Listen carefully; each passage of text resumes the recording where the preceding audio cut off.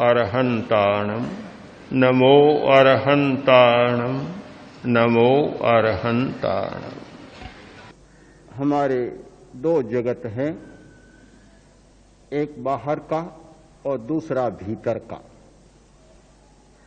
जब तक भीतर में प्रवेश नहीं होता तब तक केवल बाहर को संवारने की बात ही हमारे सामने रहती। जब आदमी भीतर चला जाता है तो उसका आयाम खुल जाता है, नया आयाम सामने उपस्थित हो जाता है, नई दिशा उद्घाटित हो जाती है और अनुभव का क्षेत्र बहुत व्यापक बन जाता है। अभी हमारा अनुभव बहुत सीमित है, केवल पदार्थ तक ही सीमित है। आध्यात्मिक चेतना के जागे बिना हमारे सामने एक ही विषय, एक ही वस्तु रहती है, पदार्थ और पदार्थ। पदार्थ की सीमा को छोड़कर दूसरी कोई बात हमारे सामने नहीं होती, केवल पदार्थ। हम खाते हैं, पीते हैं, पहनते हैं,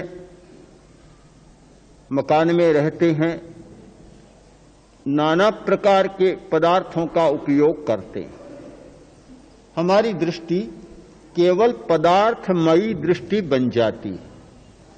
ऐसा अनुभव होता है कि पदार्थ को छोड़कर शेष कुछ है ही नहीं, अपदार्थ नाम का कोई तत्व है ही नहीं। आज के वैज्ञानिक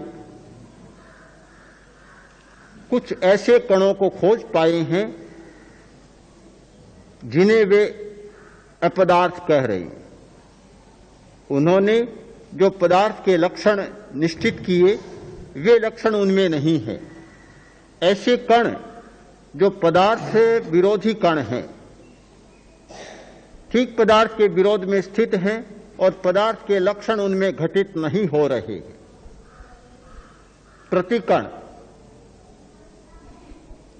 प्रतिकण की खोज हो गई। पुराने लोगों ने, साधकों ने या दार्शनिकों ने एक ऐसा तत्व खोजा जो पदार्थ नहीं है, जो वस्तु नहीं है।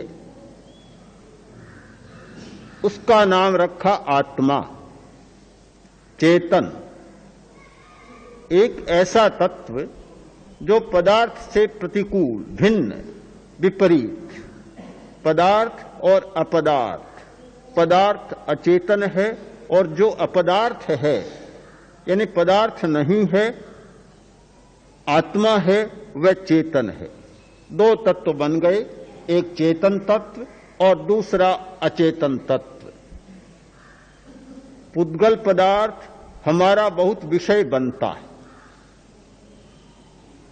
हम शब्द, रूप, रस, गंध और स्पर्श इन सब को जान लेते। हमारे पास इंद्रियां हैं इनको जानने के लिए, इन्हें जानते हैं, ये हमारे विषय बन जाते। किंतु आत्मा विषय बनता नहीं, क्योंकि उसे जानने के लिए हमारे पास कोई साधन नहीं है।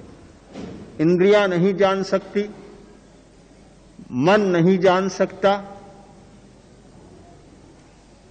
बुद्धि नहीं जान सकती। हमारे पास कोई साधन नहीं, कोई विषय नहीं।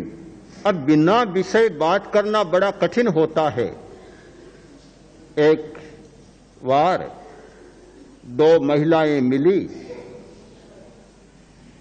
एक बोली, अपने पति की प्रशंसा करते हुए बोली कि मेरा पति इतना बड़ा वक्ता है, इतना बड़ा विद्वान है कि एक विषय पर घंटों तक बोल लेता, बहुत बड़ा विद्वान है।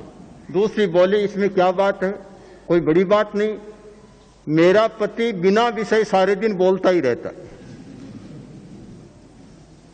अब जो बिना विषय सारे दिन बोलता रहे तो बड़ी बात हो सकती है। आत्मा विषय नहीं बनता, और इसलिए नहीं बनता तो उसके बारे में हमारी जानकारी नहीं है। फिर भी कुछ लोग आत्मा के बारे में भी बहुत बोलते रहते हैं।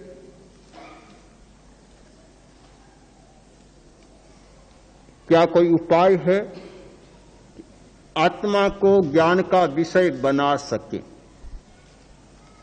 आत्मा हमारा ज्ञेय बन सके, जो आत्मा को हम मान रहे हैं उसे जान सकें? मानने में जानने में बहुत दूरी है। हम लोग अधिकांश मानने की बात ज्यादा करते हैं, आत्मा को मानते हैं, किंतु अगर जानने की बात आए तो मानने की बात बहुत नीचे रह जाती है। मानने में तो हम किसी भी बात को मान सकते हैं, मान लो यह है, मानने में कोई कठिनाई नहीं होती, किंतु जानना बिल्कुल भिन्न है। जानने में उसका साक्षात्कार करना होता है, उस विषय पर अपनी पकड़ होनी चाहिए। 5 वर्ष का बच्चा भी मां की बात मान लेता है, मानता तो है, पर जानना उसके लिए कोई जरूरी नहीं, और बताने वाले के लिए भी जानना जरूरी नहीं। यह प्रेक्षा ध्यान का प्रयोग, यह मानने का नहीं जानने का प्रयोग है। हम अपनी दृष्टि को इतना सूक्ष्म बना सकते हैं अभ्यास के द्वारा, प्रयोग के द्वारा, कि जो बात आज तक मानी जाती रही है वह बात जानी जा सकती है।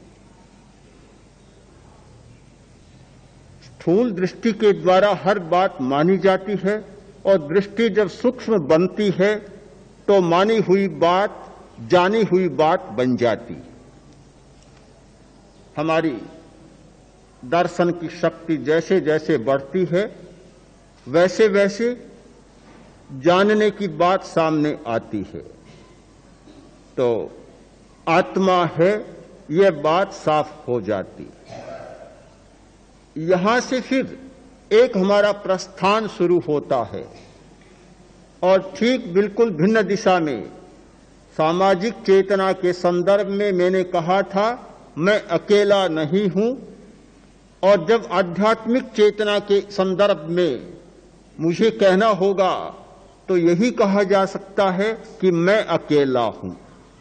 यह सबसे पहली हमारी अवधारणा बनेगी कि मैं अकेला हूं। अनित्य अनुप्रेक्षा का प्रयोग, एकत्व अनुप्रेक्षा का प्रयोग और अन्यत्व अनुप्रेक्षा का प्रयोग, ये 3 प्रयोग, तीनों प्रयोग जब होते हैं ये धारणा स्पष्ट होती है कि मैं अकेला हूं। जितने पदार्थ मेरे साथ जुड़े हुए हैं वे मात्र संयोग हैं। संयोग हैं, ये कपड़े पहने हुए हैं, संयोग है।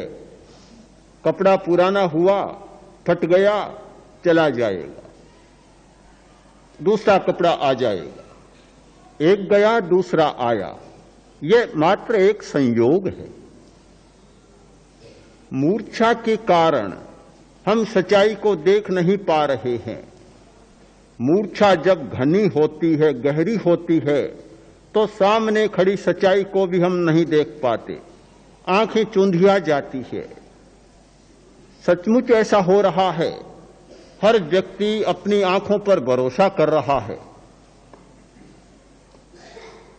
भरोसा पर आंखें कितना धोखा दे रही है कि सच्चाई हमारे सामने हम अस्वीकार करते चले जा रहे हैं, स्वीकार ही नहीं कर रहे हैं, पता ही नहीं चलता, क्योंकि मूर्छा का आवरण वह पर्दा इतना गहरा हो गया, देख ही नहीं पाते हम सामने वाली वस्तु को।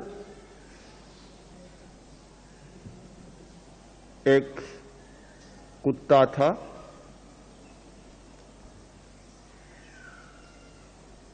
तो धोबी के घर में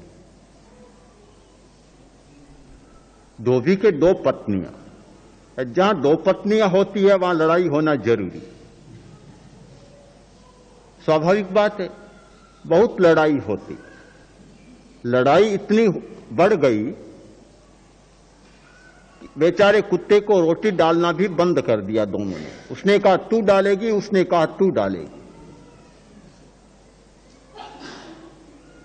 रोटी भी नहीं मिल रही। कुत्ता काफी थक गया तो मोहल्ले के पड़ोस के कुत्ते मिले, उन्होंने कहा रे तू तो बहुत थक गया, क्या बात है, रोटी नहीं मिल रही है? कि नहीं रोटी नहीं मिल रही है आजकल, तो छोड़ इस घर को, बाहर चलें, हम तो प्रतिबद्ध नहीं है किसी घर के, कुत्ता कहीं प्रतिबद्ध थोड़ा ही होता है, हम तो प्रतिबद्ध नहीं है, चलो बाहर चलें। उसने कहा इस घर को छोड़कर तो मैं नहीं जा सकता। क्यों नहीं जा सकता? कैसे जा सकता हूं? दो दो पत्नियां हैं मेरी, उनको छोड़कर मैं कैसे जा सकता हूं? कुत्ते बोले तुम्हारे दो पत्नियां कौन सी आई?